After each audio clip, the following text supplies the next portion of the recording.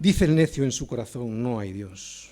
Pero Dios observa desde los cielos para ver si había algún entendido entre los hombres que buscara a Dios, a alguien que no fuera tan necio.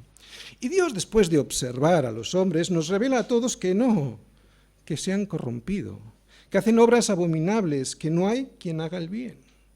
Ante esa evidencia, Dios se pregunta, ¿pero qué es lo que pasa?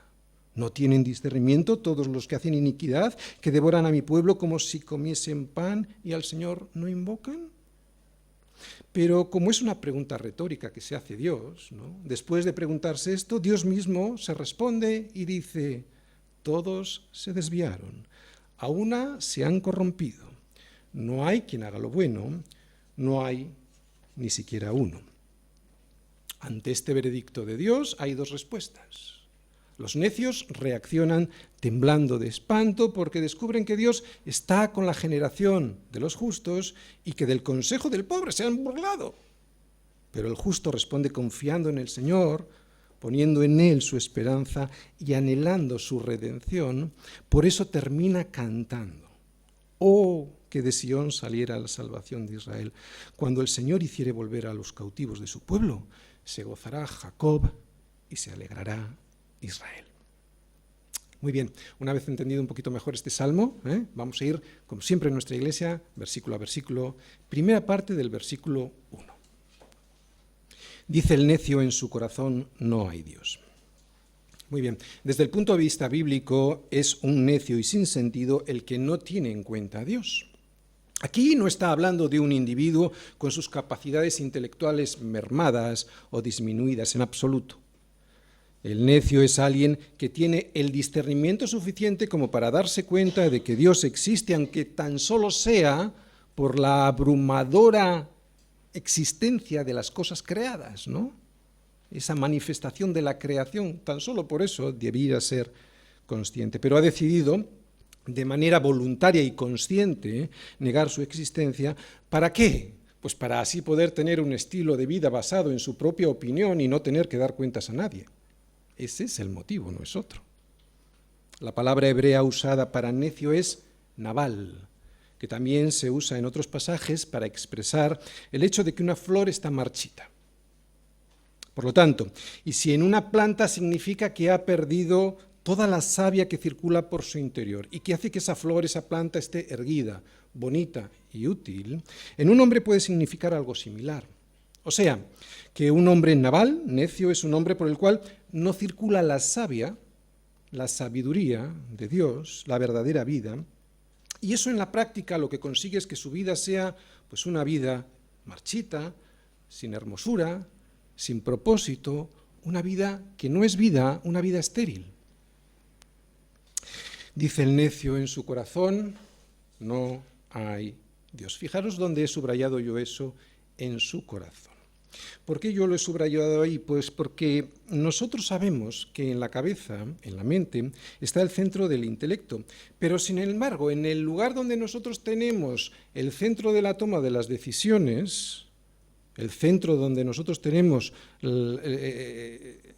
eso es, donde tomamos las decisiones es en el corazón, ¿de acuerdo? Y cuando la Biblia habla de corazón, atención, no está hablando del cardia físico. Muy bien.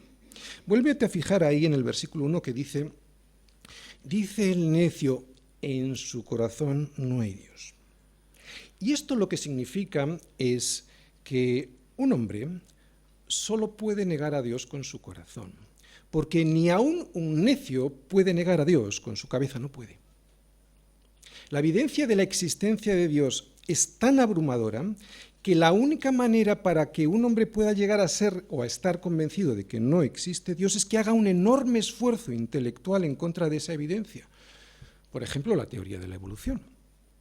Es tan fuerte este esfuerzo intelectual que tiene que hacer que la idea de Dios prácticamente no pasa por su cabeza, sino que desciende rápidamente a su corazón. Por lo tanto, el necio bíblico no es aquel que tan solo desprecia intelectualmente a Dios, que también, sino más bien es aquel que, además de haber hecho eso, ha decidido bajar ese pensamiento hasta su corazón y guardarlo allí como si fuese un sentimiento sin haberlo prácticamente procesado ni debatido en su intelecto.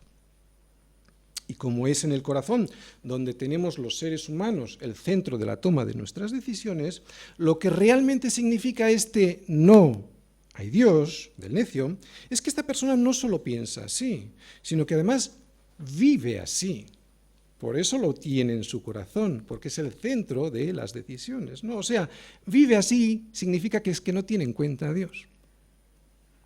Cuando en el colegio, y lo que es más grave, en la universidad, y es más grave porque es en la universidad donde se debería debatir las cosas y no darlas por hecho, ¿no? Bueno, cuando en el colegio o en la universidad se estudia el origen de la Tierra y el del origen del hombre, se habla de la evolución como algo definitivo, como algo que no tiene discusión, ¿no? Como algo que ya está demostrado y no se tiene por qué discutir. Punto. Y eso es lo que me produce una tristeza en la universidad, claro. Esta teoría, pues, se presenta como un hecho y se acabó.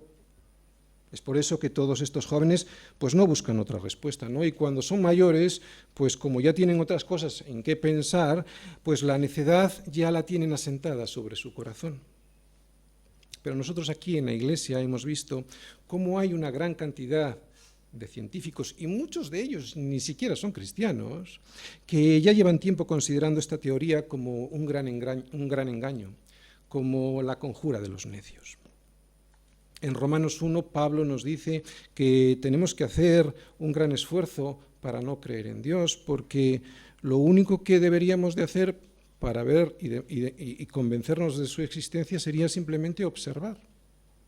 Pablo en Romanos 1:20 dice, porque las cosas invisibles de Él, o sea, su eterno poder y deidad, se hacen claramente visibles desde la creación del mundo, siendo entendidas por medio de las cosas hechas, de modo que no tienen excusa. Así que cualquier persona que tenga una brizna de sentido común rápidamente se dará cuenta de que Dios existe. No se trata de tener una fe ciega, se trata de mirar y de no negar lo evidente. De hecho, es mucho más ciega la fe de aquel que no cree que Dios existe. Toda la existencia del necio está enfrentada a la existencia del sabio, cuya vida se basa en el temor de Dios, y por eso quiere hacer su voluntad. Recordad que la sabiduría está en el temor de Dios. Y es en este punto donde nosotros, como cristianos, deberíamos de tener cuidado. ¿Por qué? Pues porque en muchas ocasiones nosotros también vivimos como los que no creen en Dios y actuamos como si Dios no existiera, ¿no? Como si Dios se hubiese muerto, como si Dios ya no se interesara por mí.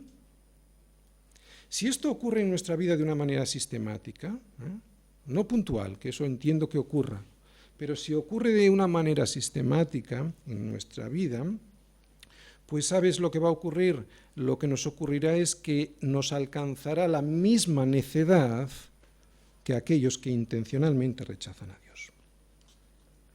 Pero volvamos a nuestros necios profesionales.